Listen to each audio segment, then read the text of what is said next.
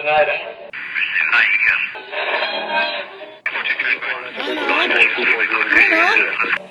Milo, is that you? There, I think I got it.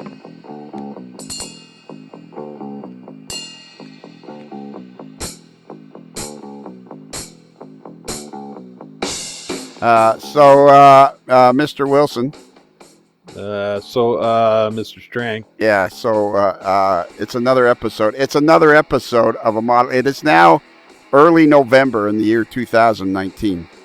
Wow, where does the time go? I know, the time just flies by. It's just, the weather is starting to turn. Soon the snow will be flying. The snow squalls will be coming in, and we'll begin the snow blowers out and all that fun stuff. Kelly, do you ever get snow there in Medford? Just if a real good storm comes in. The valley has a tendency to split storms on either side of the mountain, so we don't get a lot. Okay, so the Kelly, the voice you hear, of course, is none other than Bruce Kelly, who is the is the creator of the Kelly Questions, the original superfan, and the president of every model railroad club within 102 miles of Medford, Oregon.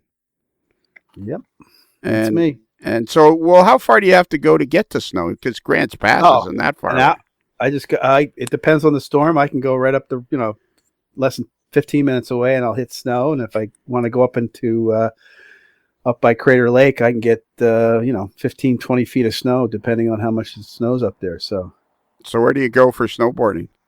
I don't snowboard. Oh, come on! I bet you do. No, I skied when I was younger, and then my knees gave out. What was that from climbing a ladder as a firefighter? Probably. Yeah, exactly. Crawling on my knees and all the other stuff that we had to do. Can you believe that, Bruce? He doesn't snowboard. Now I was going to invite him to go with us this year. Well, his loss. Yeah. All right. So tonight we have a very special guest. We've been on the air for over 5 years now, and many people. Yeah, I know, unbelievable. And, wow. 5 years. It's amazing. And we've had over 500,000 downloads in like 93 countries around the world, and people all over the world listen to our little gig here. And then we're still not on video because nobody wants to see us.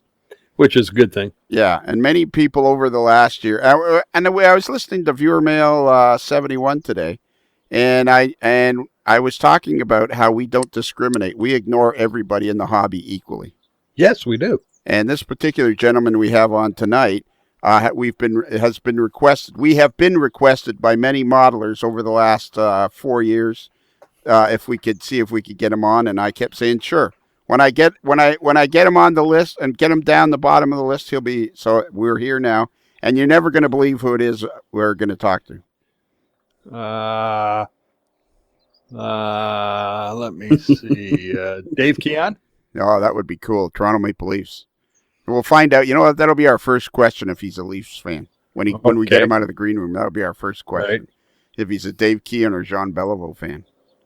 Oh, that tells something. Okay, I'll give you a hint. RDC. FL9. What'd you say, Kelly? Oh, there you go. Good one. FL9. FL9. Yeah. Okay. What's the FL9? Are you giving me a hint? Because I'm giving you a hint. I know. Yeah, he's giving you a hint right back. Yeah, I already know. Kelly, I already know. See, you're the one supposed to be guessing. And I can throw one in like GMD1. Yeah, but you got all right. or D10. All right. Or SW1200 RS. I give up. It's Jason. It's Jason Shron of Rapido Trains. I would have never guessed that in a million years. Yes. No. So could one of you guys go into the train room or the green room and get him, please and thank you. We'll send the ex-firefighter down. All right, I'll go get him. All right.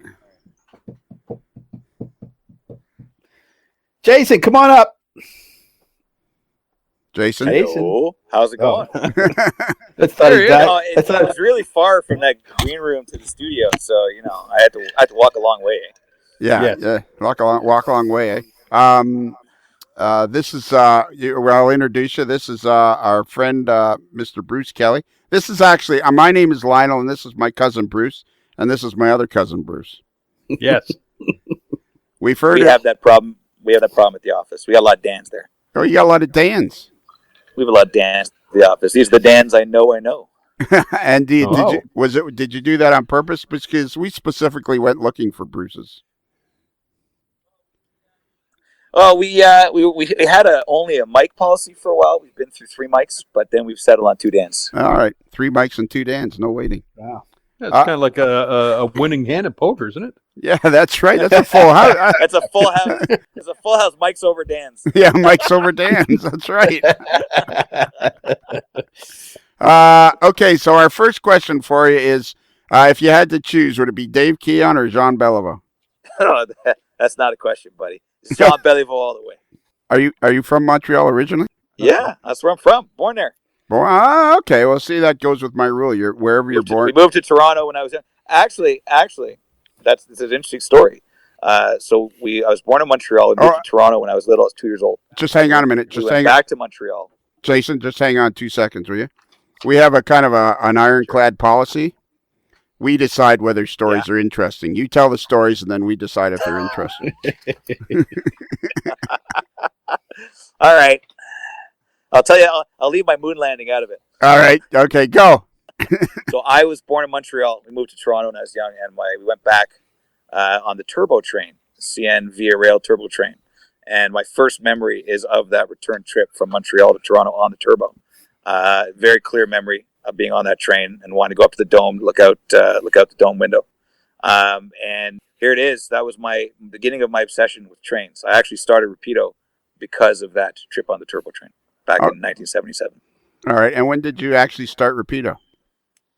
I started Rapido. I was procrastinating. I was doing a PhD in art history in Birmingham, England, and I was miserable. I did not want to be an academic. I didn't want to be an art historian. I wanted to make trains all day. So while procrastinating from my degree, I started Rapido in my spare time.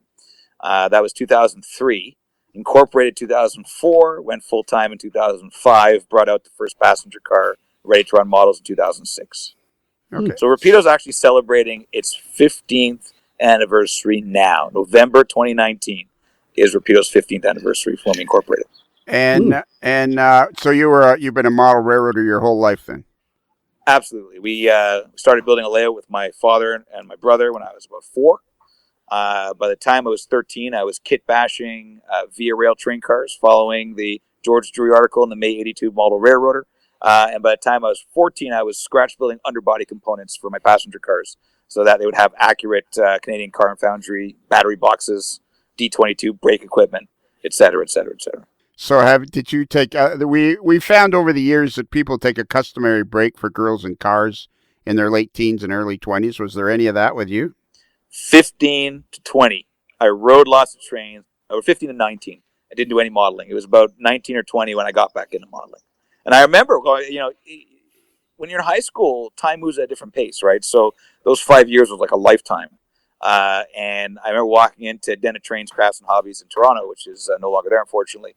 And kid there at the counter was talking about the prototype. And here it was. I read the model train magazines every month 5 years earlier. And I turned to him and said, "What do you mean by the prototype?" Right? The stuff had just left my brain.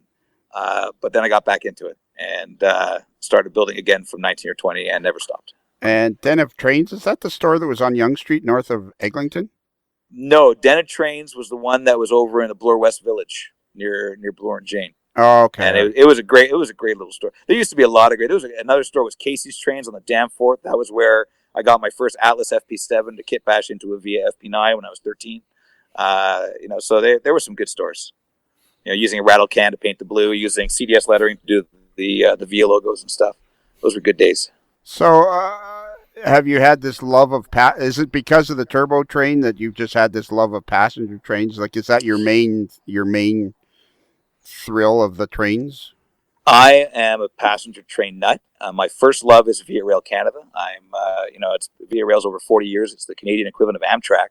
And just like Amtrak in the States, it's really been given short shrift. Everyone talks about the great history of American railroads and Canadian railroads. They talk about the 1950s. They talk about the wartime years. And they kind of ignore everything from 1971 on in the States and 1978 on in Canada, saying that's just modern stuff, right? The passenger trains get in the way to freight trains. But actually, for people who are Gen Xers like myself and people younger, Via Rail and Amtrak is all we've ever known, And so I'm a huge Via and Amtrak fan, but especially Via is very near and dear to my heart. And that trip on the Turbo, I got obsessed with the Turbo train, with Via trains. And I've been planning. I'm building a model railroad at my house, the Kingston Subdivision. That's the tracks from Toronto to Montreal that are very busy double track main line for Via trains and CN trains. And I've been planning this layout since I was about 6.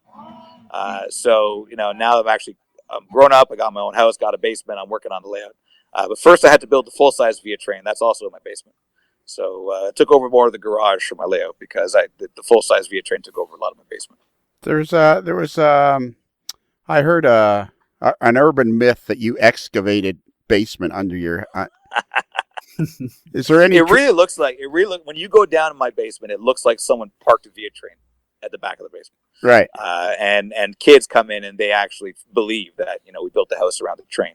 But no, I didn't excavate. I went looking when we were house hunting. I was specifically looking for a room big enough that had high ceilings and big enough for a slice of Via car. And this house, the agent took me right down to the basement. I looked up and said, "We'll take it." And my wife, thankfully, liked the rest of the house. I just cared about the basement. Exactly. So that's pretty standard stuff. So you've made there's a lot to talk about with you because you've made quite an impact in the hobby in 15 years. I mean, it's been almost meteoric as far as I'm concerned, because 15 years is not a long span of time in reality. So thank you. So what is it, do you think, that drove you to understand the quality when you first started? Because the quality of your product leads the way. What was it that made you understand that quality, or was it so important?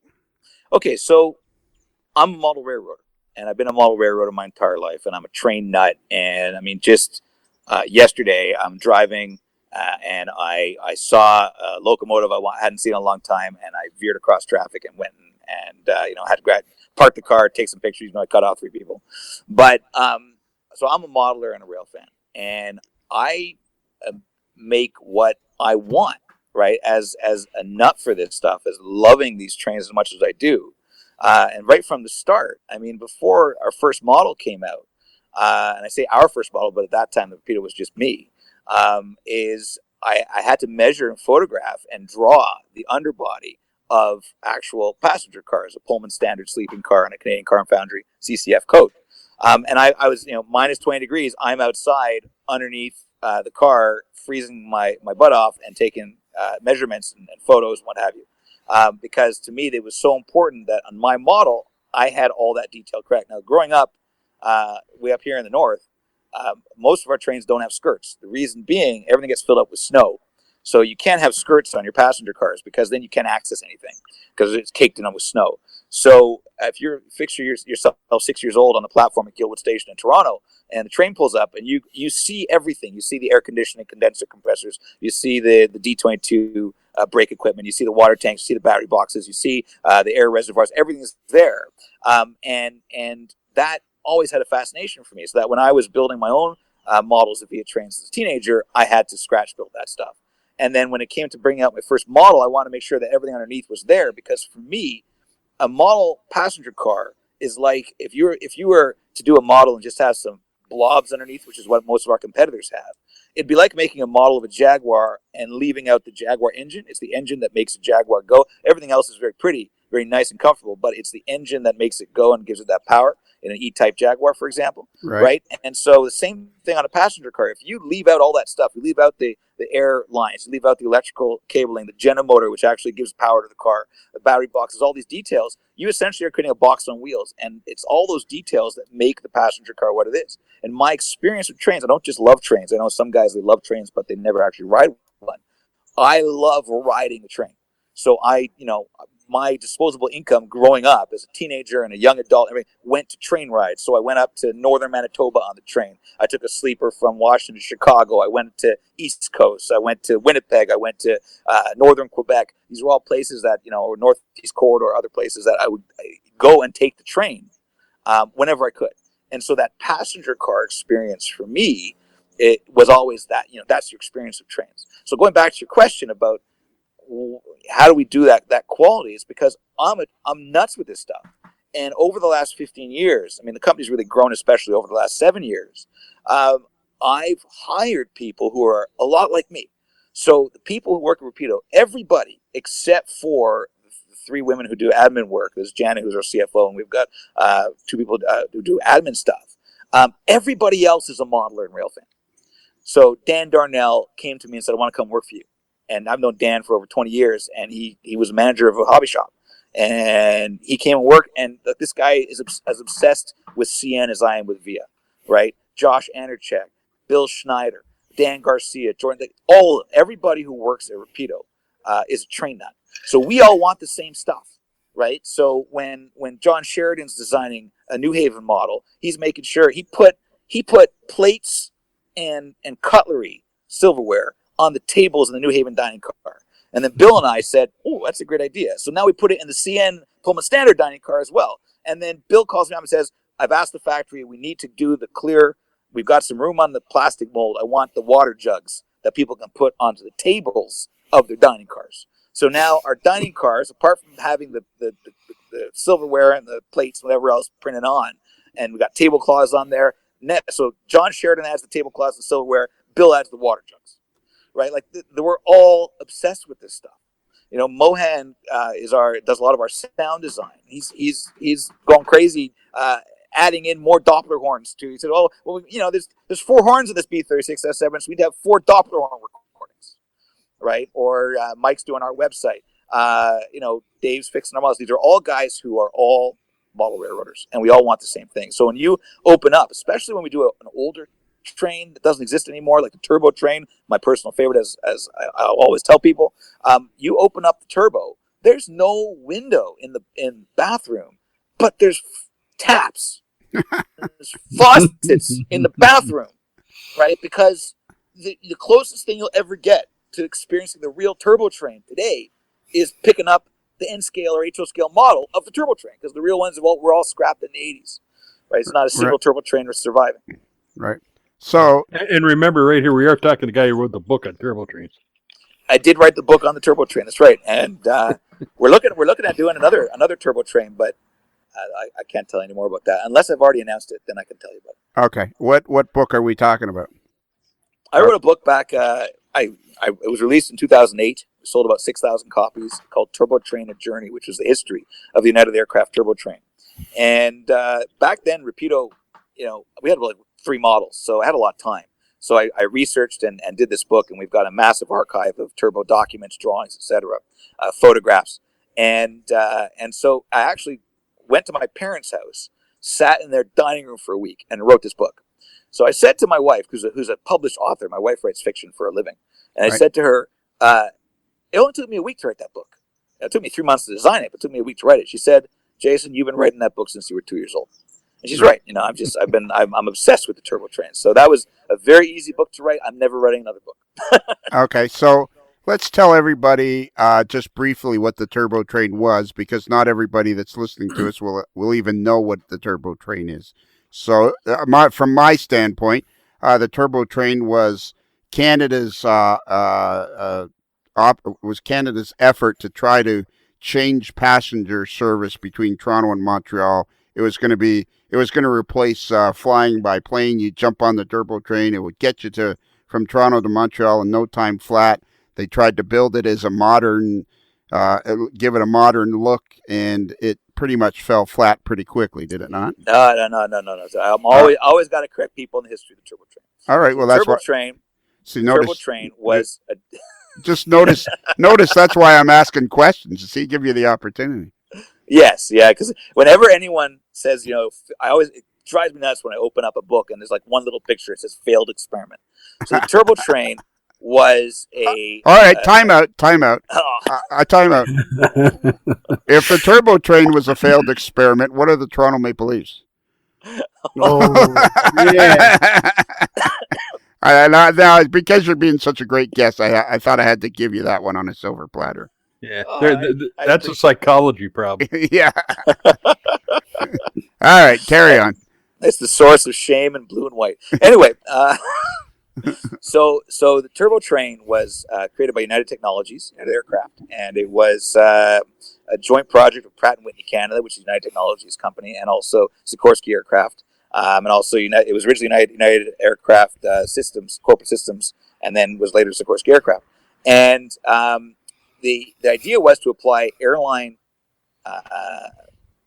technology to the railroad world. And at the time, late 60s, there was a lot of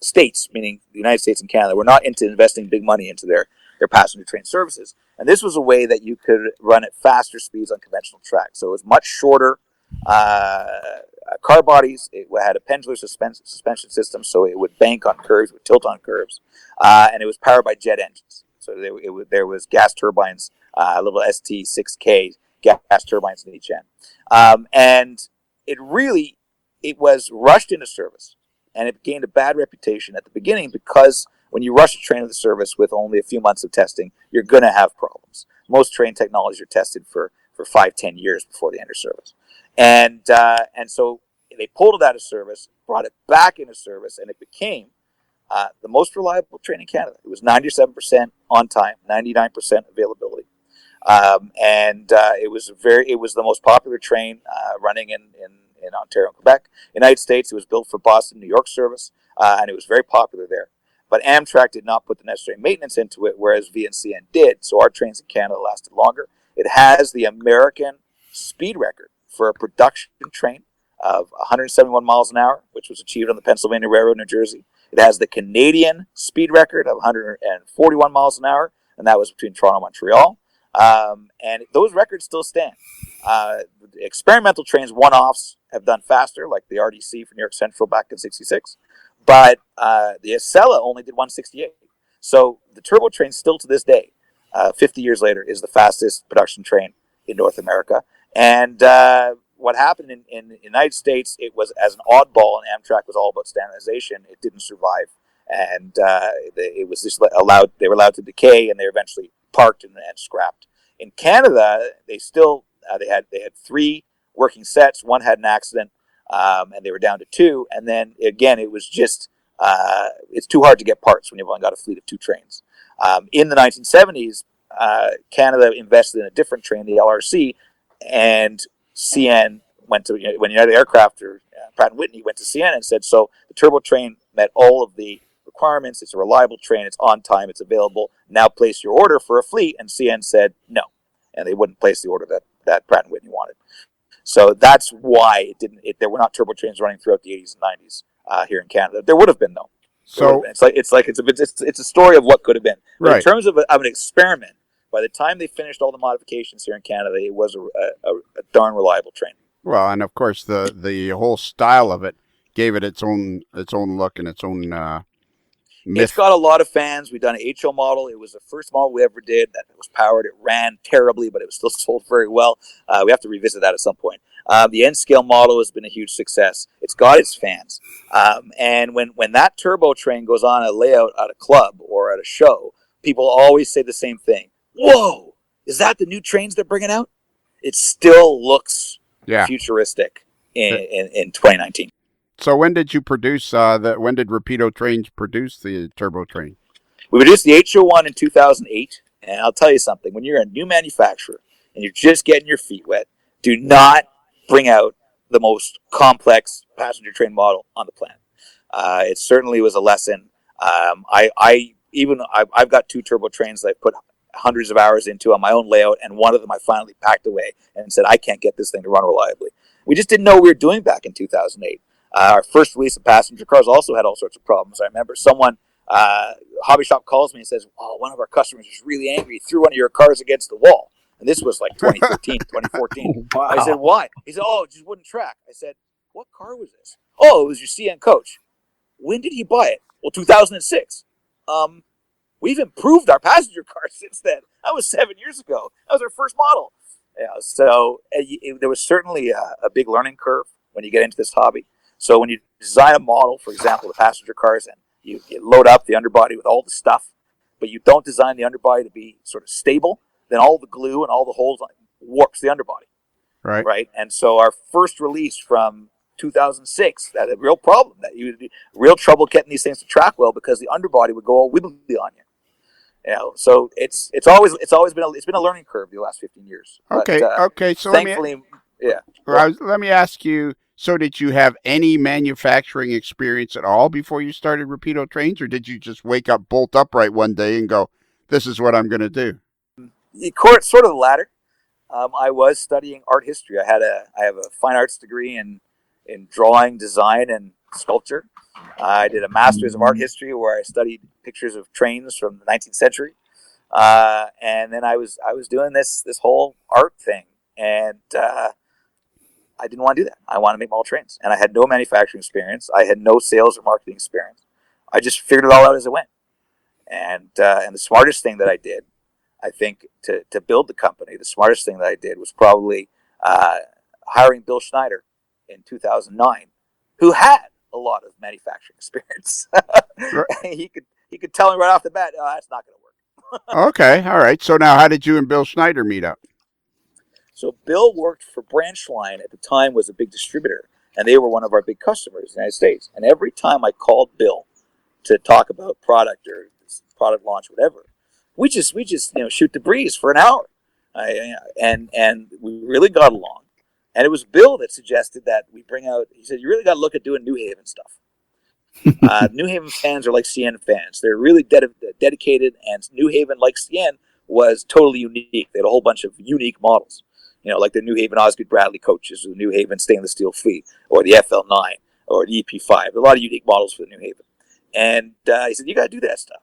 And I remember I said to him, I think it was 2009, I said, "So, I've been thinking about doing these New Haven things, and maybe you want to come work for me, and then you can design the New Haven trains." Right. And he came on board, and that was the smartest thing. Now, obviously, we've grown since then with a big design team now. But for many years, Rapido was Bill, Dan Garcia, and me as the only 3 full-time people. And Dan handled everything. He fixed everyone's models. He answered everyone's questions. He did all of our shows. He was Superman. Bill and I designed the trains and the advertisements. And Janet came on part-time as our administrator bookkeeper. So now you fast forward to 2019, and Janet's been full-time for years as our CFO. We're all still there.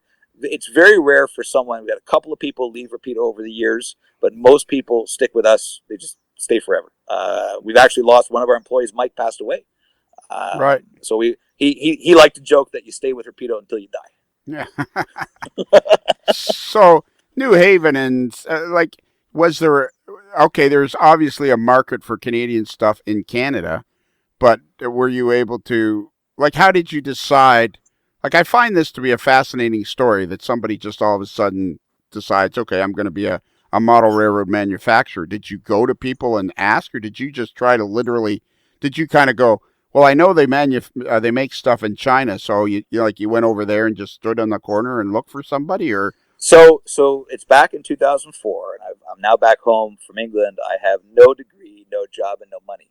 And this was the best time to try your hand at something new because you got nothing to lose at that point. I bet your dad. I bet your dad was impressed, when you came home. Well, my parents have always understood me very well. My in-laws, I think, really were wondering who is this loser that's married our daughter. So my father was doing business in China, making fabrics and clothing and stuff. And so he said, "I've got points. I'll bring you. We'll fly to Hong Kong, and then we'll go to visit a couple of factories that I had found on the internet. I found one was Sandakan, another one's Regal Way. These were big factories at the time, making trains for a lot of people. And so we went to China. I was in Hong Kong I stayed in Hong Kong. And we went in and we met with these 2 different factories. And I really felt, though, that it was going to cost way too much money because these factories were making models for everybody. And, I would just I was like the bottom of the totem pole. And then through a friend of a friend, I met this guy, Colin. Colin, I'll tell you now, has been my partner in China for many, many years. But at the time, he just worked for this friend of a friend. And Right. He was in China. Colin's Chinese. And he started looking around for factories. And I'd already booked a ticket to go visit one factory that made die-cast vehicles. But it turned out they really weren't. They didn't know how to make model trains. And Colin says, "I found a guy." And he found a factory that was just starting up. of people who used to work for Sandakan, who started up this factory, who were making model trains. And I worked with that factory from 2005 to 2015. And we've recently started talking with them again about making more models with them again. In 2013, we opened our own factory. And in 2016, we opened our second factory. So Rapido has 2 factories in China because we just found that we'd often, when you're not vertical, when you're not have any control over the supply side of where the stuff's actually made, you have no control. So you can find that you've got a great project lined up, but somebody with a lot more money comes along, and boom, you're moved over for somebody else. Right. So it was the smartest thing we did to start the new factory in 2013, and then the smartest thing we did after that was to start the second factory because one factory wasn't big enough. Because we've grown. We're right now we're 5 times the size we were in 2012, 2013. Jason, which factories are these? Is it the first one was the one you had the big videotape? Oh, I video both of them. So we're very open about how our stuff's made. So the Rapido factory is the first one, and the LRC factory is the second one. And the LRC factory is the one that's in that outside in another part of the country? No, that's the Rapido. So Rapido factory, they both used to be in Dongguan, and then the Rapido factory moved to one of my partner's hometowns, Mr. Zhou. Zhou's hometown is in Guangxi province near a place called Yangshuo, which is a great tourist destination, beautiful hotels and stuff. And so that's where he wanted. He said, "Look, it's really expensive here in southern China. I want to go to my hometown where I've got connections, and I want to have the factory there." So we moved there in late 2017, 2018, early 2018, and it's been a real difficult transition building up that factory in another province because all the mold vendors and everybody is in Dongguan, in the south near Hong Kong. So it's been a challenge, but it seems that they seem to be moving at speed now. It just took longer to set up because they had to set up a lot of stuff from scratch. There's a great video we had where I'm walking around the factory building and there's just junk everywhere. Right. It was an old food factory, and there's an elevator, and I step in the elevator, and you're calling in the background, "Stop! No! Don't go in the elevator. It's deadly." So how many employees would these factories have? So the LRC factory is the bigger one. It's got about 80. And the Rapido factory, it ranges from 40 to 60 depending on. It's very hard to keep people at the Rapido factory because it's an agricultural part of the country. And you got everyone sitting there on model trains, and someone comes along with a loudspeaker, "Who wants to come pick stuff in the farm, make double your money?" And half people leave the factory. Oh, wow. Right? For 3 days, and they all come back suntanned, right? It's like, oh crap. It's like, we got the email from the factory saying shipment's going to be a week late. So everybody left to pick stuff. So what's the difference between the LRC factory and the Rapido factory? Like, a lot of people wouldn't know what you're saying, and I don't know if anybody's ever told you this, but you're spewing out a lot of information in a short period of time. Sorry, I shouldn't that's talk good. so much. No, that's great. It's great. But so what's the difference between the LRC factory and the Rapido factory? They're 2 very similar factories. The only difference is the Rapido factory is in Guangxi province. The LRC factory is in Guangdong province, which is southern China. But they're very similarly run. But we just different projects go to different factories, and sometimes the projects move from one to the other. If the Rapido factory is too busy, we'll move a project over to LRC and vice versa. And so basically, these are just names, so you have, rather than call them Factory 1 and Factory 2. You absolutely. All right. And so it's just different people. I've been working with the same people since 2005. So Colin and I, it was December 2004, we started working together. Huang and Zhou came on board in 2013, but Huang and I have been working together since 2005. Huang designed our first passenger cars. Huang designed the TurboTrain. Huang is a much better designer now than he was back then because he and I have learned together what not to do. So it's kind of an interesting thing because more commonly, most people in the hobby have got some experience where they've learned somewhere else. Sounds like you've pretty much learned on the fly. Absolutely, and that's why I've made tons of mistakes. And usually we don't make the same mistake twice, but sometimes we do. With communication breakdowns, it's even possible to make. We had a situation where we got the color wrong on an Algoma Central model. We had it beige instead of silver. And then when we had the factory make another model, we said match the Algoma Central. We meant match the remade model, not match the original. And the factory goes and matches the original. And we had another beige model. that in that case, we said we can't ship this out. We had to have the factory make all new shells, and we had to swap them out. Wow. So these things happen. It's worth it. I'll tell you something. The companies that succeed are the ones that put out their fires the fastest. Every model train manufacturer has fires to be put out.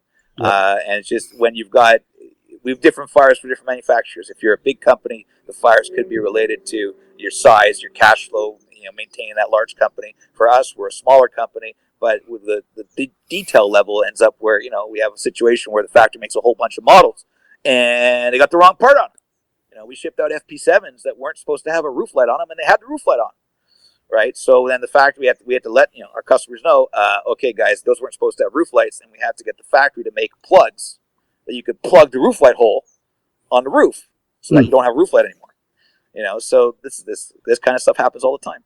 Yeah. You talked about being with your designer since, was it 2005? Yeah. Obviously, in 14 years, there's been a lot of change in design, and I know.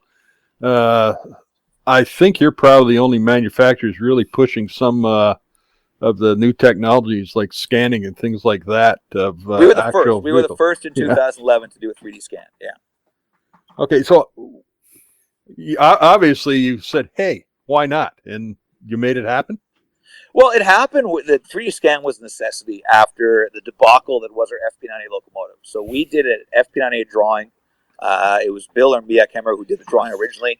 And we based off all the published drawings of it, and we had the factory make it, and the sample just looked totally. Once we got the model, it looked terrible. It did not look like an FP9. I don't know what it looked like. It looked like like a Globe F7 or something like that, right from the 60s. And so at that point, Bill managed to get a hold of F unit nose blueprints from EMD, where they did a cross section every inch up the nose, and he spent a month full time going back and forth with the factory, fixing the nose design to match the blueprint. It was very hard to do.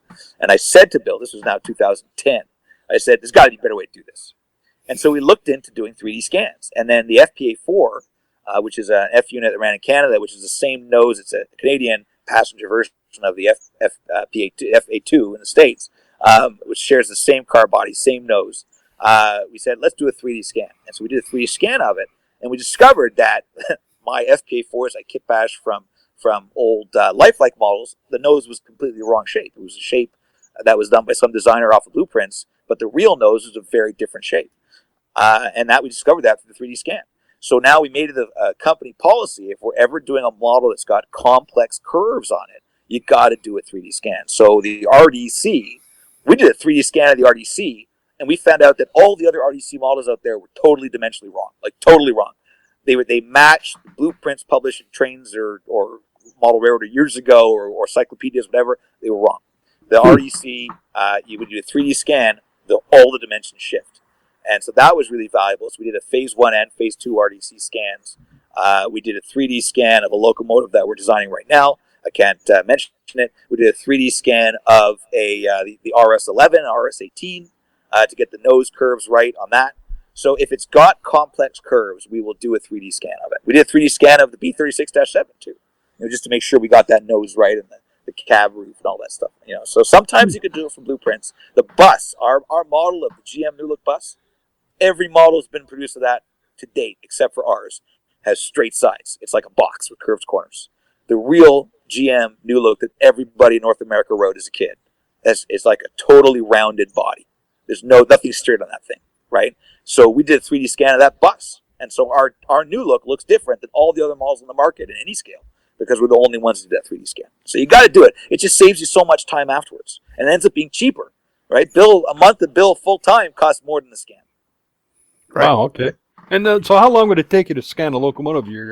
I know I've read articles about you being over in UK scanning the bus over there. Was that like a 2-day event or one day? You could scan the whole thing in a day.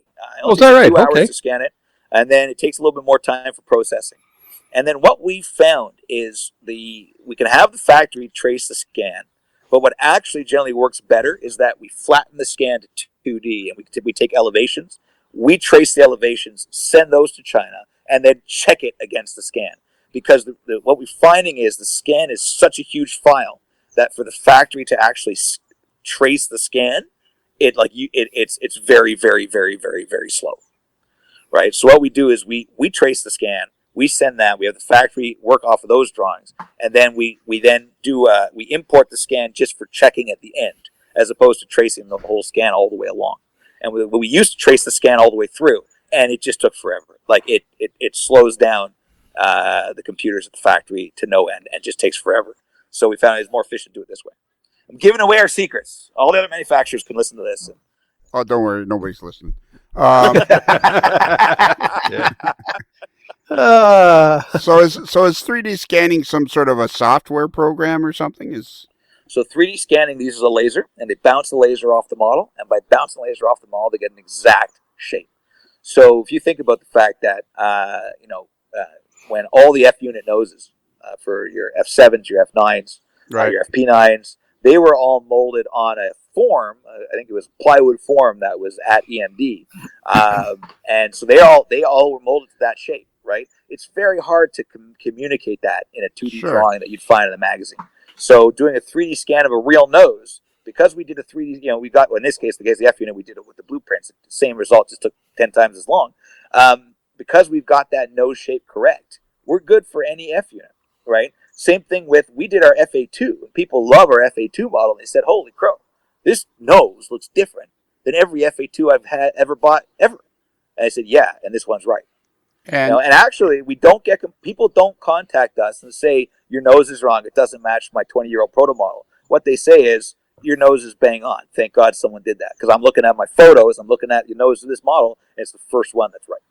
And is this a third party that does the 3D scanning, or? Yeah, they do a lot of work. The 3D scanning company is the one that we use the most is in outfit based in Quebec called Creaform 3D. And they do a lot of work with Bombardier for full-size trains and planes where they need to match a contour. They need to get, there's a part that they need to get the dimensions really, really, really bang on. So they make a prototype, and then they might scan the prototype. They do a lot. They'll scan. They're used to scanning really big things. So for us, scanning a train is actually on the smaller side for them. So how did you guys decide 3D scanning was the way to go? Did you wake up bolt upright in bed and go, hey, 3D scanning? I don't remember. This is 8 or 9 years ago. I imagine I just probably read about it in an article and said, we got to try that. Right. Okay. And there you go. If it works for the aerospace industry, it worked for us.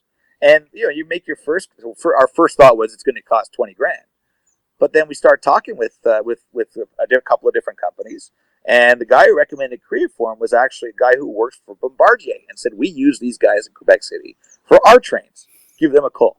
And he made the introduction. And the price, I won't say what it was, but it was much more affordable than we thought.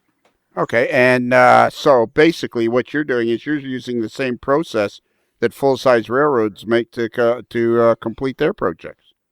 So yeah, full-size railroads use everyone in the aerospace transport industry. 3D scans is just another tool in the toolbox. So we just use that tool as well. So Another tool we use, a lot of people ask us about 3D printing. Will 3D printing be the way of the future for manufacturing? And I'll tell you from a manufacturing perspective, no, not in the near future. But what we do use it for is we use it for prototyping. So give you an example for the EP5. There's no EP5 surviving. So we had to design the EP5 from blueprints and photos. And that's a New Haven electric engine that has a very curvy nose. So what we did is we did a 3D print of the design once we were happy with it. And then, John and Bill looked at it was John and Bill looked at the 3D. John didn't work for us then, he does now, but he was doing freelance work. Looked at the 3D print and then made whatever changes they needed to make based on looking at the 3D print. So 3D prints are a really useful tool that we use for doing testing, make sure things look right. We just designed a steam engine for one of our UK clients, and we sent them a 3D print of the steam engine, and that, once they got the print, they came back with a couple of corrections they didn't catch on the drawings. So it's a very good tool. Okay, now when you say UK client, is this an individual or is this a company that's going to make and produce locomotives? So we make model trains under our own name in North America, but in the UK, we team up with someone who's in the UK. So we made the APTE and the Stirling single steam engine with Locomotion, which is the commercial arm of the National Railway Museum in England, which is a gorgeous, amazing museum. They've got 2 branches, and they put everything we have in North America to shame. And we've made models for a store called Rails of Sheffield, which is a huge store in the UK. models for in partnership with a company called Real Track. We did a 3D scan for that too.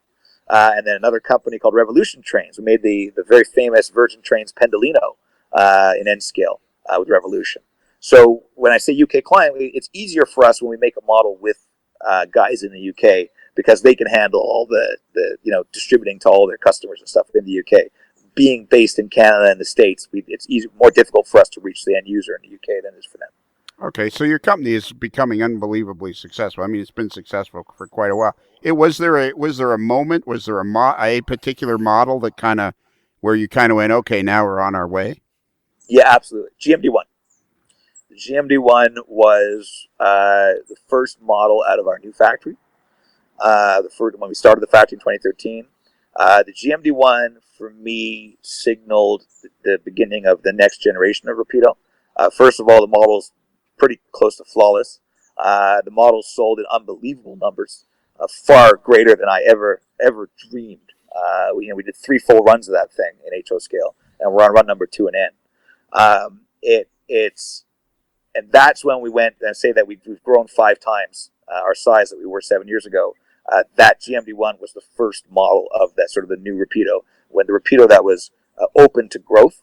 And not just surviving. And it was the GMD1 was the first time that year we brought up the GMD1 was the first time the Rapido actually was in the black. We had never been in the black until that model came out. Okay, with the GMD1, you say you made 3 runs. Does that include the 3-axle and 2-axle versions? Or yeah. Just, so the first run was the 1000 3-axle version, 1900 2-axle version. The next run was the 1100, which was a rebuilt 1000 with the 2-axle trucks. And then the final run was the 1400s and 1600 rebuilds. Okay. And we've thrown in some neat stuff like the Cuban one that had a 2-axle truck at one end and a 3-axle truck at the other. So there's been some neat stuff that we put in there, or short lines and that sort of thing. And there's lots of information on your website on that too, which is fascinating. Yeah, GMD1, it's a neat engine, and who would have thunk that? Like, I'll tell you right now, we sold more than twice as many. 2 times as many GMD1s as FL9s. So the FL9 is a iconic locomotive operated throughout the northeastern United States, loved by people in New York City, Boston, all over the Northeast, New Haven. This was the engine of the New Haven, and we sold well over, I'd say, close to 3 times as many GMD1s as FL9s. So that was a sleeper hit. Normally, the Canadian stuff doesn't sell as much as the American stuff because we're just population. We're only 1/10 the population. But that GMD1 was out of this world. And so Rapido, and that leads to the other side of Rapido is that in 2013, 2014, when we started to, and I say profit, I don't mean tons of cash. We never have cash because we put everything back into tooling. But we actually weren't in the red anymore. We actually had to pay income taxes for the first time. And that's when we started looking at preserving full-size equipment. And so now Rapido owns a sleeping car and a RDC that we've saved from the scrapper and we're restoring to as they were when they were operational for Via Rail Canada. And that we always swore that we would put, I say we, it's really me, because as much as my guys loved it, I think they'd rather I made more models. But when we start making some money to give back to the rail preservation community and to save some of the trains that wouldn't be saved otherwise. Like the RDC was a perfect example. January 2016, I find out through the grapevine that a whole bunch of RDCs stored in Eastern Canada are going to be scrapped. There's over 20 RDCs are going to be scrapped. And I'm on the phone to the guy there, and I said, stop. I'll be there on Tuesday. This was Friday. I'll be there on Tuesday. He says, don't worry. We're starting with the worst ones. There's lots more. We don't scrap them overnight. Tuesday, Chris Fox, my mechanic, and I are in Moncton. We were in the snow, 3 feet of snow on the top of an RDC, and we find amidst all the broken down, rusted out, smashed, graffitied RDCs, there's one in really great condition, and that was 6133. And right then and there, I made a deal with the scrapper to buy 6133, and then made a quick website together, and we raised from the model railroad community, we raised over $35,000 from fellow model railroaders and rail fans who just wanted to save this thing. And we had no business case for it. We put on the web, look, we have no business case to save this. We did not plan to buy an RDC.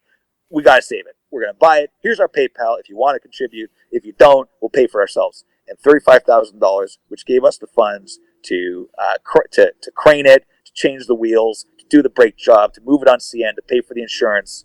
We've long since used up $35,000 on the RDC, but that RDC is running now. It's running. It's operational.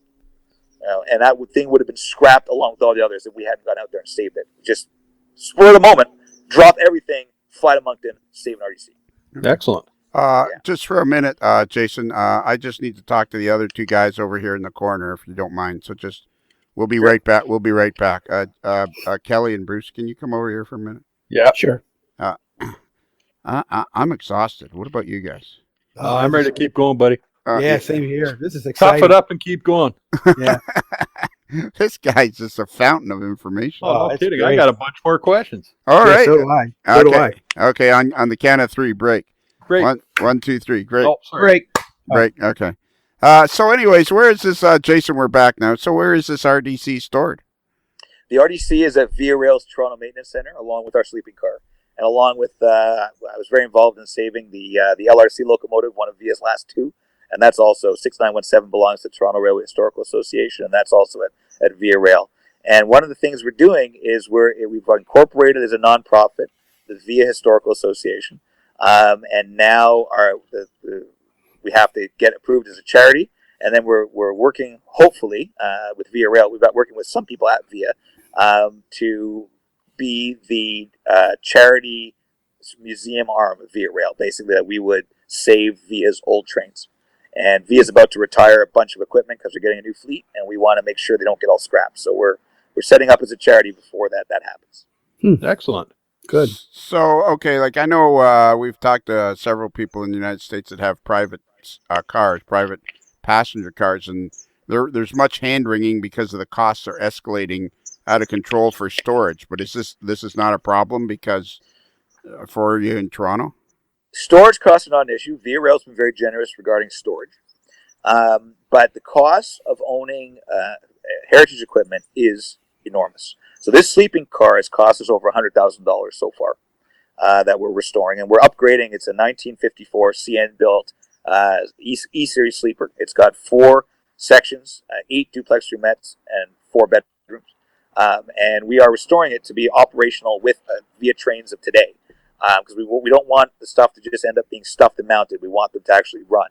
And it's a huge amount of money. And at times it's been very difficult for me. It's seeing how much it's costing and knowing that the amount of money that to save one sleeping car and restore it and preserve it would cost the same as tooling 3 new locomotives for Rapido by the time we're done. Wow. And those 3 locomotives turn into profit. This thing will never ever make a profit. But we just have to do it. Someone's got to save. If you look at our train museums, there's not enough money, not enough space, not enough people involved, and so there's very little that's been saved. That was like 1970s, 80s, 90s, very little. So someone's got to be saving this stuff.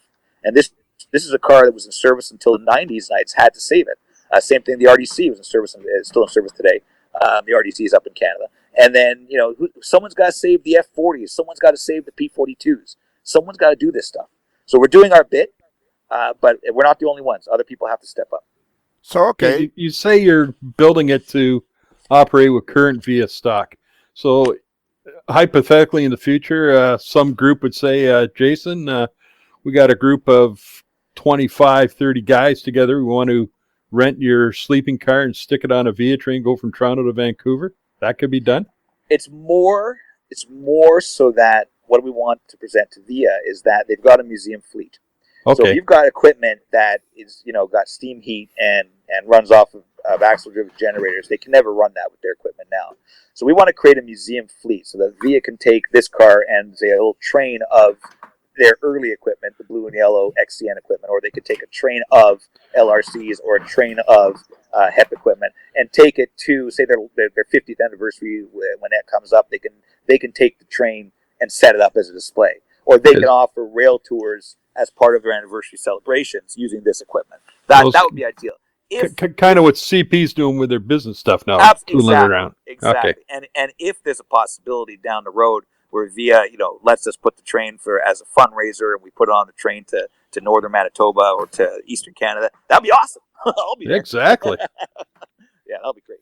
Okay. Another question. Back to you were talking about the GMD1 being the first of the new generation or next generation, whatever you want to call it. Is that the first one you decided you were going to go in and record all the sounds of the uh, engine operating? No, the first one was the FP9. What Okay. I found was that I had some sound models, and all of them. But the TurboTrain was a sound model, but it was very early. The sounds are great, but the decoder was not up to what we can do today. And when we were doing the FP9, I felt that all the other sound models was clear that somebody had parked the engine in the yard and just revved up. Notch 1, notch 2, notch 3, and up to notch 8, right? And it doesn't sound like the train's working. So we contacted Conway Scenic Railroad at the time, had a pair of FP9s, and we said, and the FP9's got the same. It's a 567 C prime mover, the same as the F9, and the same as a lot of F7s. And we said we want to hire your railroad, and we want to take the FP9 and we want to pull something up a hill. And so what we did is they stuck the second FP9 dead behind the first FP9. So we're hauling 130 tons. And we went up there, I think they got like a 2-point-something% grade, right? And we hauled it up, and it was Bill and I were recording this, working really hard. It's going up to notch 8 and also going straight to 8, which is something that the engineers would tell us they would do. If you're running a commuter train, you didn't have time to slowly go up through the notches. You would push it into 8. And it sounds very different when you run the throttle right up to 8 than if you go slowly like a freight train pulling a big load. So the sound of our FP9 sounded totally different from other models because it was actually working. It was working under load, and it sounded fabulous. And so we've done that. We did that with the FPA4. We did that. We had someone do that for us for the FA2. They found the same prime mover as the FA2 really working well in Australia, and they recorded it there doing the same thing. And the best one, the RDC. We did it for the RDC. And I'll tell you, we got so many complaints. People were saying, their sound's terrible. It doesn't sound anything like an RDC, right? We recorded an RDC. But people's memories for when they were kids was the RDC sounded very different. But no, it sounds like a bus. Right? And that we recorded the RDC back at the Conway Scenic. Then we recorded our own RDC. Sounds the same. So there, memory. So how far have you had this RDC running? Like, what's you've run it? We just run it around the Toronto Maintenance Center for test runs and what have you. Because it can't go to another line until we've got to do some truck work on it.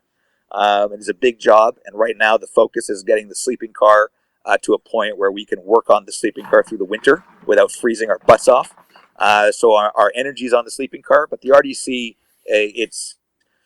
Chris estimates it's about a month full time to get the RDC totally like as new. That's all it'll take. And are you hoping to get permission to run it somewhere? It's the same thing. Our goal with the RDC, now that we've started this charity, or the nonprofit, hopefully charity, is the same thing. It's going to be part of a museum fleet. And it's possible that it would be leased out to a tourist line. I'll tell you, so many tourist lines have contacted us and said we want to lease it. But our big concern is that this is a working RDC that is an example of via RDC preserved.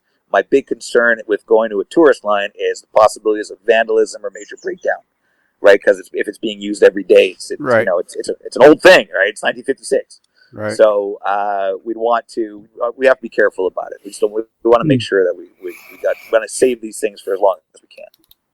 Okay, let me ask you this question, and I'm not sure you're going to be able to answer it, but let me ask you this question because it fascinates me. I've always been interested in trains myself since the age of 5. My story is, I came down the stairs on Christmas morning, and there they were going around the tree with my name on them. So I've been fascinated ever since. But what do you think it is? Because you're 10 times more than I will ever be. What do you think it is? What is the fascination of trains that draws people to them? I think it's a couple of things. First of all, we all love seeing things go on tracks. If you think about kids, they're always making tracks for stuff, right? You got a car, you want to put on a Hot Wheels track, right? It's cool when you're guiding something and you're in control of it. And I think that's actually one of the neat things about trains is that it's this incredible technology and incredible power that we are harnessing and controlling. But more than that, especially with passenger trains that I love so much, is that we are creating this microcosm, this very comfortable, very peaceful, cozy space, right? My favorite time to ride the train is in crappy weather. Terrible weather, it's snowing, it's raining, it's sleet, whatever. And I'm in this warm space with the mood lighting, and I'm in my comfortable chair, and I'm working on my laptop or staring out the window or reading a book or chatting with someone, whatever, right? Or I especially love going on a sleeper. I ride sleepers a couple times a year, and I love going to bed with the clickety-clack, and, and especially in the wintertime. And there's something about that the wonderful control of technology and of power and of using it for us. And I understand the love of steam engines. Steam engines are like a living, breathing creature, right? And diesel engines, if the steam engine is like the fire-breathing dragon, the living creature, the diesel engine is like that really powerful hippopotamus that's like about to charge at you. Because you always feel with a diesel engine that there's so much power hidden inside that box, right? So I love both, diesels and steam. It's just the power. I think that appeals to people. It appeals when you have control of that power and we use it for good. And I've always thought that the tracks curving or going around a corner and disappearing away from you into any kind of a wooded scene. Like I live near the CP main line, and there's a spot where I go to rail fan, and the trains disappear around a corner, and it's just this two ribbon of rail disappearing around a corner. Where does it go in the magic of that? Well, and it's also stories, right? It's stories of people and stuff traveling from one place to another. It's all about travel. It's about the journey. It's all sorts of metaphors for our life. We go on a journey from the start to our destination, just like a train, and it's really got that magic. When I sit on the seats in my basement, which were in a passenger car built 1954. That ran all over Canada and parts of the U.S. from 1954 to 1995. And I'm sitting in that seat, and I'm thinking, apart from the fact how many butts have sat in this seat, but I'm thinking, how many stories, how many people, what were they doing when they were traveling from here to there, sitting in this seat, which is now in my basement? Right. There's a history to that. And that's amazing. All those individual stories, and there's joy, there's glad, there's sadness, there's tragedy. All of that in the history. I think most train fans, by our nature, we love history. We love old stuff. We love things that have history and have memories. Like, how many train guys also love old cars? I love old cars. I love old buses. Right. They're awesome. It's the same thing, right? We were actually talking about that last night on another podcast where we were saying we got talking about lake freighters. And I said, I think it's the same thing that draws some guys to the fascination of lake freighters as they are with trains. It's just these gigantic machines that have this magical appeal to them. So if you put, and I've said this before many times, people ask, why are you making a bus? Right? I'll tell you, we had a very successful model of our new look, and we've got new looks on the way, the different versions of the new look.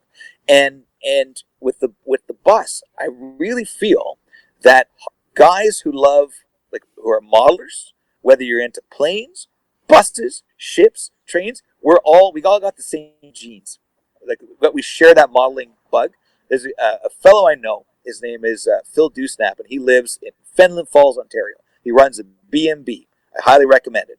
And you go into this B&B, and it's called Sweet Dreams, and he's got ship models that he builds.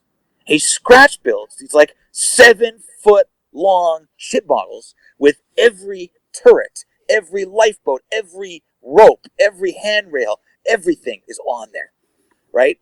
And when Phil and I get together, and I go because I stay there once a year, we're down in his basement until 11 o'clock at night, and we have so much to share with each other.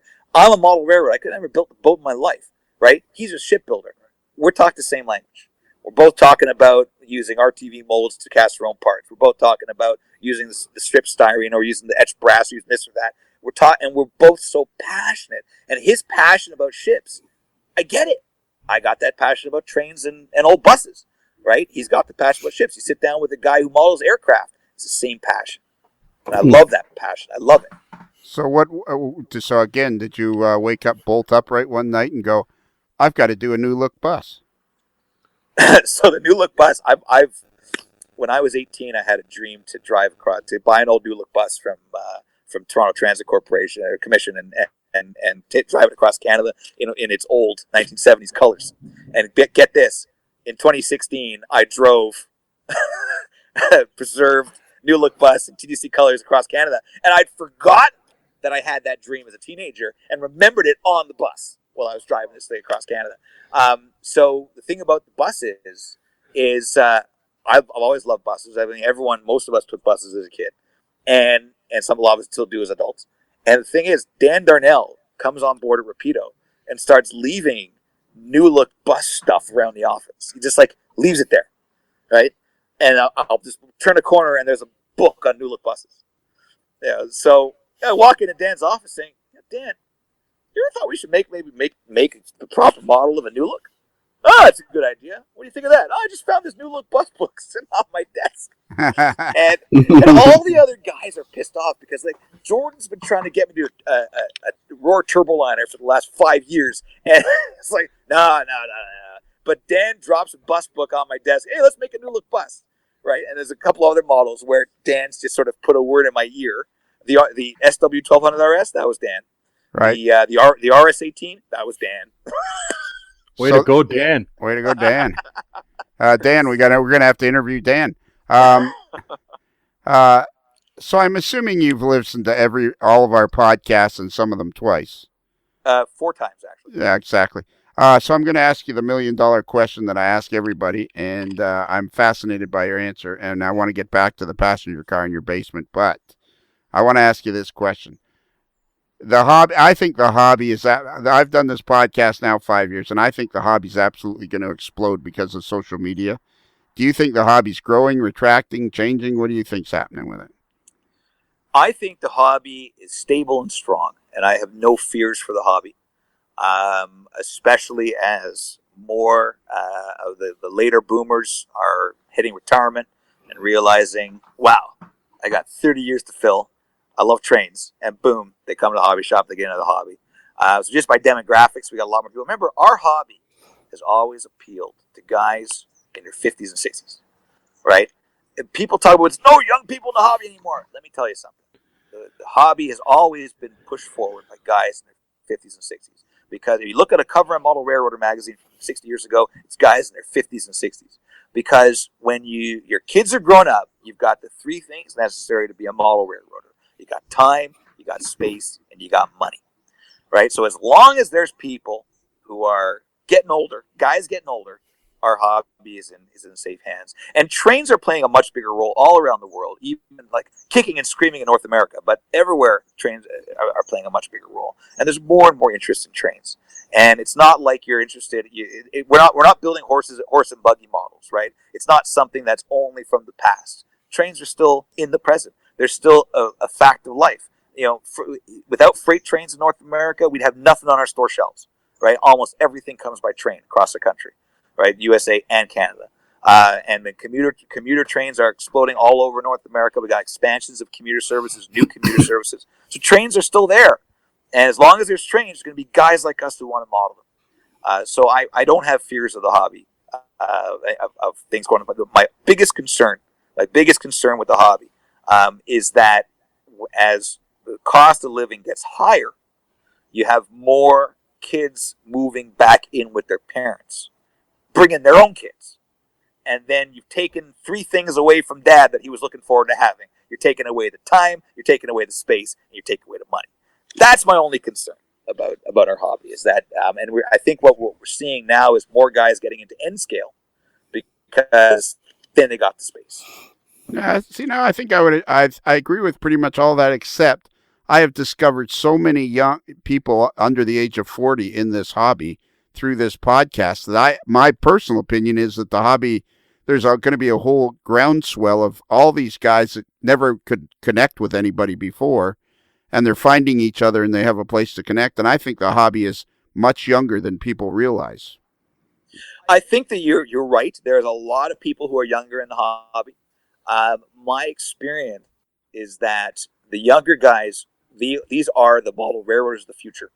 So a lot of them now are building and doing incredible work. I was just visiting Dave Abeley's layout. It was incredible. in New Jersey, and he's a year younger than I am, and he's got a phenomenal Conrail layout. There are young guys out there in it, but the majority of people who are actively modeling as opposed to planning to model are older because of those three things: the time, the space, and the money. So here's something interesting. I'll give you some insight on stuff we normally don't tell people, right? B36-7 is a modern locomotive, 70s, 80s, and 90s. Hugely requested. A lot of people want that engine. It's a modern engine, and if we put a photo of a B36-7 on our Facebook, it explodes. It goes nuts. Everyone's talking about it. We got more likes, more shares than anything else, right? We put a photo of the RS11 on our Facebook, and a couple people, look at that RS11. That's nice. Okay, guess the RS11 has been produced by every manufacturer and his cousin for years and years. The B36-7's never been produced. We announced two models, RS11, B36-7. The sales of the two are the same. Okay? All the buzz, all of it is B36-7 online because online skews young. But in terms of who's got the money to buy a fleet of engines, that skews older. Because those three things. When you got 3 kids going to summer camp, and you got all the textbooks and the hockey and the ballet and all the stuff like that, and you're running around and you're doing renos on the house and all this guys, your house is falling apart because you all the Florida fixer upper. Also, when you're 35 and 40 years old and 45 years old, the money most of us don't have that kind of money. I'll tell you right now, if I had to buy Rapido models at retail, I'd have like 4 new models a year. That's it. Okay, because I got 3 kids. I got to deal with hockey. I've got day school, Jewish day school. I send my kids to. All these things cost money because I'm still relatively young dad. I'm in my early 40s or 44, right? So most guys my age don't have those 3 necessary things to be a really active model railroader: time, space, and money. But don't worry, because as they get older and more settled and things get easier financially, these guys are going to be hardcore modelers, and I have no fear about that. So what, the B36 sold as well as the RS11? Or? So the point is this: the RS11 should not have sold anywhere near as well as the B36-7, but it sold as well. Okay? The B36 gets all the buzz, the RS11 got the same sales. We find time and again our transition era models sell in huge numbers.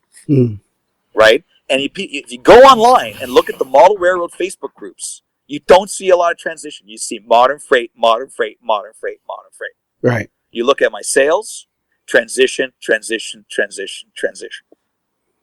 Now it's starting to shift. It's starting to shift now. Which now, I've been doing this 15 years, it's starting to shift. But there's still the transition era, and I most of our customers, I'd say our average customer age is probably 60. Okay. Talking transition era, that kind of segues nicely into you've decided to take the step into the steam market. So at what point you're churning out diesels and doing quite well, and obviously somewhere you have in the back of your mind steam is somewhere, but you want to do it right. So what was the thought process there to get involved in the steam? And from reading your website announcements, you got quite the ambitious program set out for steam. Oh, it's ambitious. The problem we're finding is it's really, really expensive. So the program's coming out just much slower than we planned. But so it was September 2014. I remember exactly when it was. Bill Schneider and I did a show in Edmonton, Alberta, Canada together. We took the Canadian out the train across Canada to Edmonton. We did a show there. And I was chatting with everybody at the show, and everyone keeps saying, I wish you'd got into steam. I have all your models, but I wish you get into steam. And so Bill and I are back at the hotel, and I said to Bill, what if we did steam? And Bill looks at me like I've just landed from Mars. He's been trying to get me to do steam since day one. And I always said, no. And I said, yes, absolutely. So we decided that we wanted to start a program of doing steam models. And the Royal Hudson, which came out in 2019, is our first Canadian steam model. It was a huge challenge. And I'll tell you, the problem with steam is it costs so much. Okay, I'll tell you, there's more information that most manufacturers don't share. Okay? SW1200 RS and the Royal Hudson, almost the same dollar figure in sales. Okay, almost the same. I think the Royal Hudson beat out the 1200S by 10%, right? Almost the same dollar figure in sales. The tooling costs for the 1200 RS was 1/3 the tooling cost of the Royal Hudson. Okay, so 3 times the tooling costs, same overall sales. And this is what we're discovering with the STEAM program, is that we want to do it, but we got to take our time because it costs so much to tool. There's so many more parts on those things, right, that to do a steamer. And so we've got the D10 and the H6 in process right now. Very likely it'll be one coming out before the other just because it's so much money. And cash flow is the biggest trouble for any model train manufacturer. It's always cash flow. And the reason that is you're paying for your tooling costs and you're paying for your product costs long before you see a penny from your customer. So we don't get paid until 30 days after we deliver a product. So if we're delivering, if it takes a year and a half of design and tooling, that money's all spent. And then it takes 6 months to make it, that money's all spent. And then it's on the water for 5 weeks. And then we ship it out to our customers, and then we're paid 30 days later. Right. So you've got to finance all of that. And so the only reason that we've had to slow down the steam program is that we just can't afford to tool all the steam engines as quickly as we thought we could, because then we'd run out of money. Simple as that. Now, with the steam, did you 3D scan the locomotives as well? Because there's a lot of complex screws and stuff there. So the great thing about steam engines in almost all cases is that the blueprints are phenomenal. Okay. More than that, we have them all. Right. So the blueprints, like, remember when I said that FP9, when we did the FP9, we had 1 inch differentiations, cross sections every inch up. That's the kind of stuff we have on steam engines. Right. So it's much easier to design a steam engine from blueprints than a diesel. I'm going to ask you a question, and I don't expect you to answer it if you're not comfortable answering it. This is not any kind of a podcast where we're looking for making anybody uncomfortable. But I don't think this question is rude. I don't think it's asking for secrets. But there must be money. Being a model railroad or manufacturer, I understand that it's not the same as running, a company that's a tech company or something like that, where you're going to make millions and billions of dollars. But it must be, if it's run properly, it must be a profitable business and a task to do. Like it can't be, because you hear so much woe is me from model railroad manufacturers. And I'm thinking to myself, there's so many people involved in the industry. It can't be that bad to be in the industry. Is that a rude question? Is that a rude question? Not at all. I think it's a very good question. And I'll be honest with you. There are a lot of better ways to make money than being a model train manufacturer. Because of those capital costs, you're always out of cash, and it's a real challenge. We're always out of cash. And cash flow is the hardest thing. And because we want to grow, and Rapido is growing, we've been in growth mode for the last 5 years. Because you want to grow, if you've got profits at the end of the year, they go right back into tooling, right? So we always want to tool new models. I mean, at any time now, we've got almost 20 models on the go at any time, and all of those need to be tooled. I mean, right now, this month alone, we've sent money to the tool shops for like 3 all new models, and you got to keep growing. So that's, I think, the biggest challenge for is cash flow. And I can pay my bills. I couldn't until 2013. We couldn't pay our mortgage. I mean, that's how tough things were. But I can pay my bills now. But you're hard pressed to find a successful first generation model train manufacturer who's living in a mansion or driving a Maserati or something like that. You're not going to find that because, if you look at the balance sheet of Rapido, right, it's clear that the money goes back into Rapido, and that's what it has to do. If I were to take the money out of Rapido because I want to drive a Jaguar, which I really love to drive, or something like that, then the company's not going to grow. It's not going to survive. It's going to run out of cash, or it's going to run into other problems, right? I come from a very middle class background. I grew up in middle class suburban Ontario. My parents are still in the 4-bedroom house that I grew up in. My family of 5, we live in a 4-bedroom house, which is a mile from where I grew up. And it's our lot is 36 by 103 feet. That's it. It's amazing we fit a train car back there. So I'm hoping that one day I'll be able to retire and be comfortable and not have to worry about things. But I tell you, it's always a challenge because I got 12 people at the office here that I gotta pay all their salaries, and I got the team in China that there's over 100 people whose livelihood relies on Rapido. So there's just, I'm looking forward to a day when I can relax and not be anxious about this. But I'll tell you, I spend a lot of time working on controlling anxiety, and running a model train company is not a walk in the park. People think that our margins are huge. I wish they were as big as people thought they were, but it's a challenge. Okay, let me ask a question then, and this is one of the great topics you throw out there. Everybody has 5 different opinions, and they're all wrong. Pre-orders. I know you've talked about it in your blog on your website, and everybody, why do we have to pre-order? Blah blah blah. From the manufacturer's point, can you explain to everybody the rationale behind pre-orders and why they make sense to model railroad manufacturers? So pre-ordering is necessary now because of how much more expensive model trains are. So model trains, with all the super detail that we put on them, there's a huge amount of cost that goes into them. And we need to pre-order because in the old days, you could make a run of thousands of models.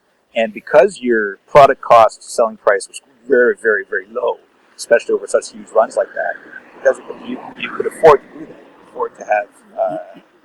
You're not walking to Winnipeg, are you? I'm being eaten alive here, so I'm just walking a bit. Okay. You can still hear me, I hope? Yeah, just barely. So yeah. All right, I'll do my best to. How's that? Better? That's good. Yeah, that's better. Okay, good. So what I was saying was, it's just the cost is so much higher, and we can't afford to have a whole lot of stock. So the pre-ordering is a way that we can just make sure that we make the right number of models, and because they cost so much more money, to be able to allocate those resources accordingly is very important, right? So we don't want to go and make an extra 5,000 SW1200RS models if there's no demand for them. Then that money is tied up in those extra models, and we can't make the next locomotive, the RS18, right? That's an example of why the pre-orders are necessary. And you say you have a model and you get to, like, what's a common number of pre-orders for a successful model? That's the type of information we never like to give out. Okay. I will tell you, for a passenger car model, you generally need something in the range of 5,000 for a passenger car to actually make sense. Because passenger cars, especially with Rapido quality, have a gazillion parts on them. Our passenger cars, the average car has between 3 and 350 parts on it. Okay, wow. Let's go on to an easier question. Who the hell puts a passenger car in their basement? Somebody who really, really likes Via trains and has been planning to have a train in his basement since he was 12 years old. I have a letter that I still have the return letter from Via Rail from 1987. I was 12, and it was a letter from Via saying, "Dear Mr. Shron, we cannot sell you our old seats from the Rapido. We still need them."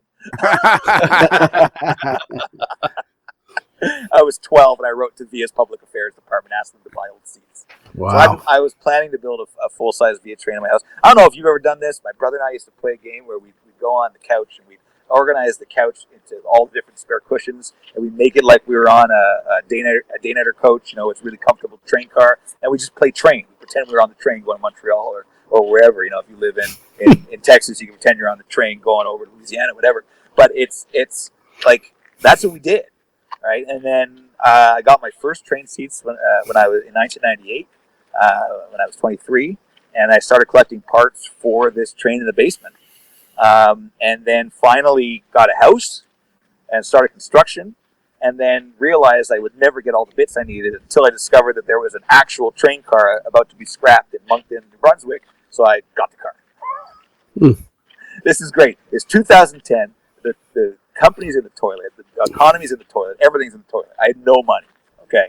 And I find out that there's this car, this blue and yellow Via Rail car sitting in Moncton that is owned by Rocky Mountaineer, and they want to get rid of it.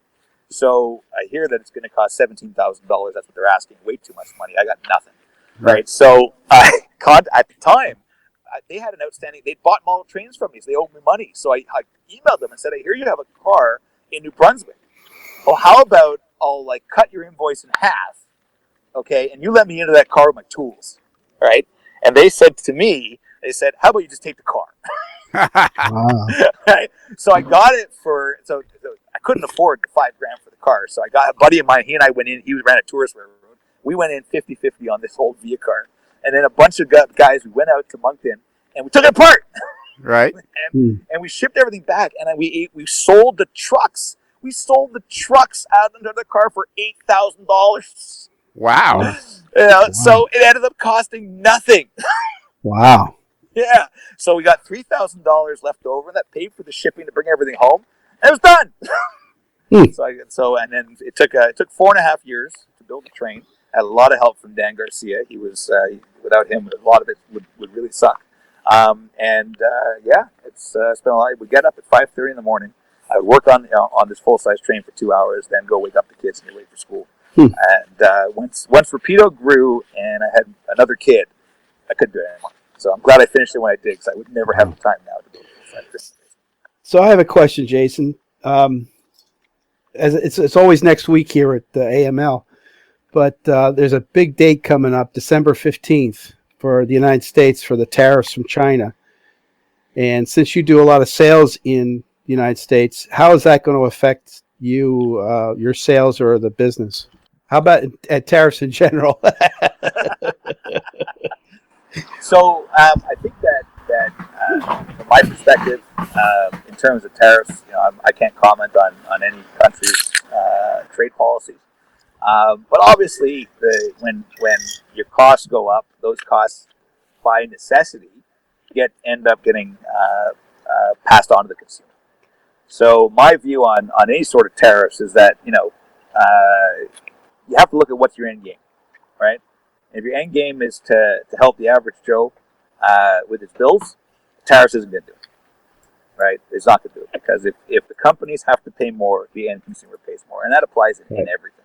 Right. There's nothing you can do, right? If you want to kickstart a manufacturing economy in your own country, there are ways to do it that are much more effective than tariffs. Mm. Yeah, well, and American tariffs wouldn't affect you anyways, would they? Because do you bring your stuff through the America? Or? Oh, absolutely. We ship a lot of stuff to the States. So with the United States and Canada, most of our annual sales are split evenly to U.S. and Canada, with like a little chunk taken out for the U.K.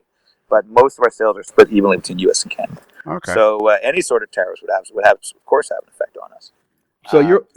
So you're affected because even though you're a Canadian company, because you're going to send the product to the United States, they're going to put the tariff on you? The tariff would be applied when our stuff goes to the United States, yeah. Wow. So we'd ship to the United States because it looks at the country of origin. Some companies, they play games, they do a little bit of assembly in Canada or United States. They say it's assembled here, but we're not playing games. We're just we're honest people. Right. They're made in China. We're very proud of the fact they're made in China. We show our videos, we show our factories in China. So we're not going to hide that. And so, we'd have to pay the tariff. And then, it depends on the product. Models would have to increase in price if there was a tariff on them. And it's just the fact of life. If our margins were so big that we could swallow a 10% cost increase, then hey, I'd be driving a much nicer car than my 9-year-old Ford Flex. Yeah, but that's a sweet ride, the Ford Flex. I love my Ford Flex. So like other manufacturers, if this thing ever happens, the prices that somebody does a pre-order will probably go up 10%. Not necessarily 10. What a lot of manufacturers would do is say they'd split that. They'd say, okay, our cost is going up 10. We'll split it with you, so we'll raise our prices 5. So good. So it'll be 5%. So when I order the FL9 and the 2 sets of comic cars, I know I'm going to pay a little more. Well, we'll see. Hopefully not. Yes, I'm hoping too. I'm hoping that it won't happen. Our industry is for the most part, our model trains are manufactured manufactured in China. And there's a number of reasons why they're manufactured in China. Reason number one is that's where the expertise is. Since the 1960s, a lot of model train manufacturing has moved over to China. And so the idea of the super detailed, incredibly detailed locomotives with road number specific detail, that whole industry grew in one city in China called Dongguan. And that's where most of the world's expertise is located. There's certainly expertise in Europe as well and some other places, but mostly it's in Dongguan.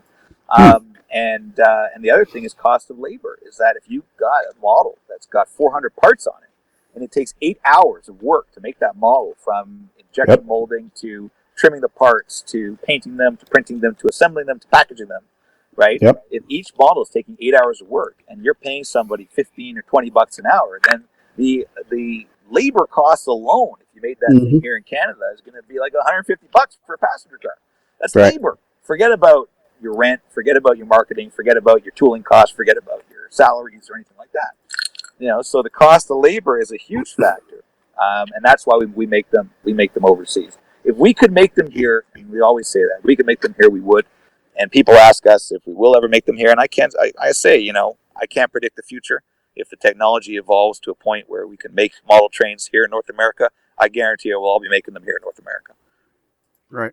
Let me ask last question.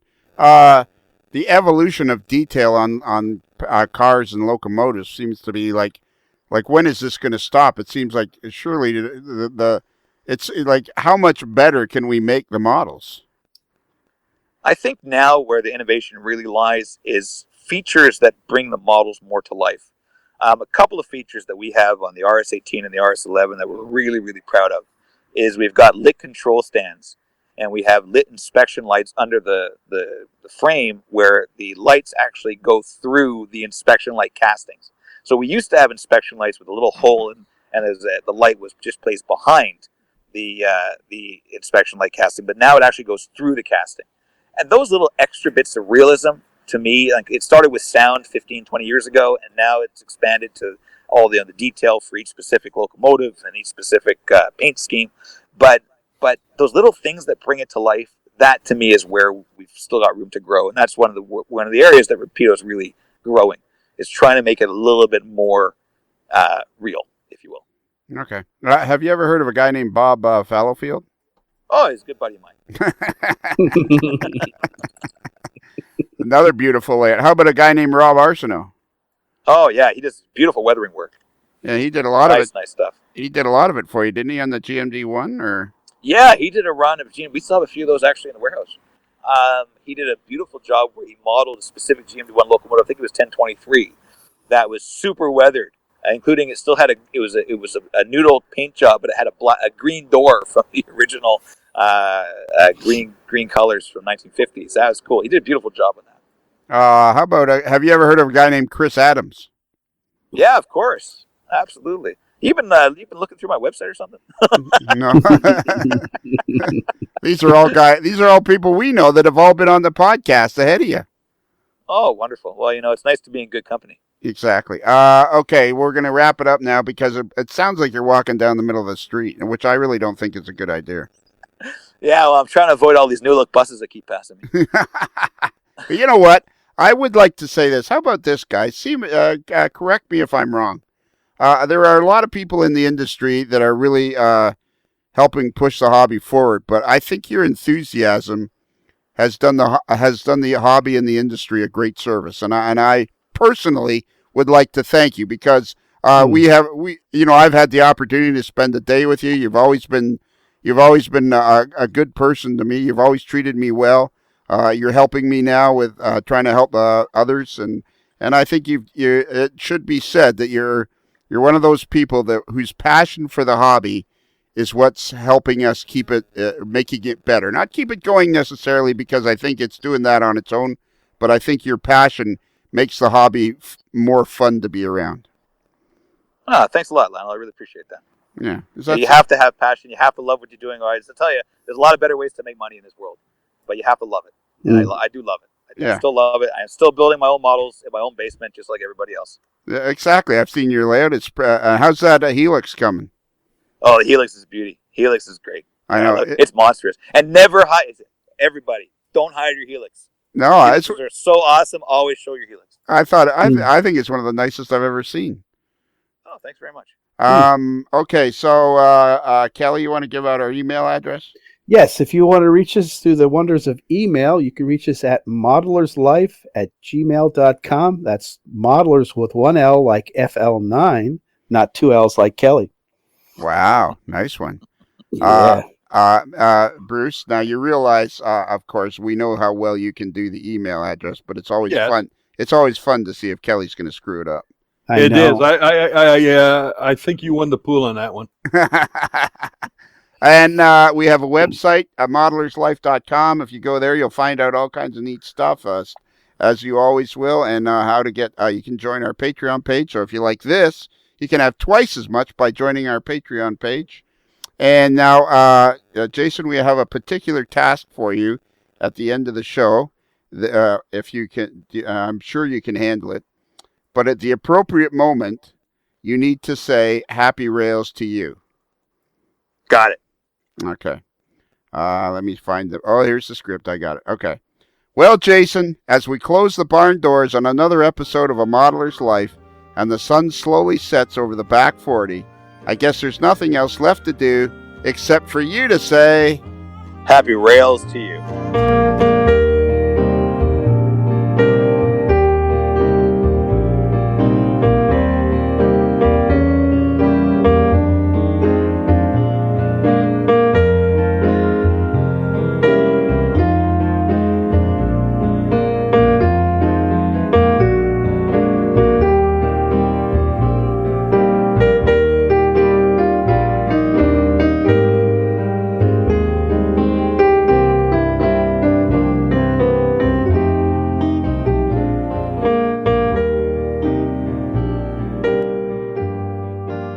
While in Busted Knuckle, guests of A Modeler's Life podcast stay at the Casa del Sol Motor Court and Inn, where late-night dancing at the Rumba Room is a magical event to be experienced. It's another Lincoln Homer.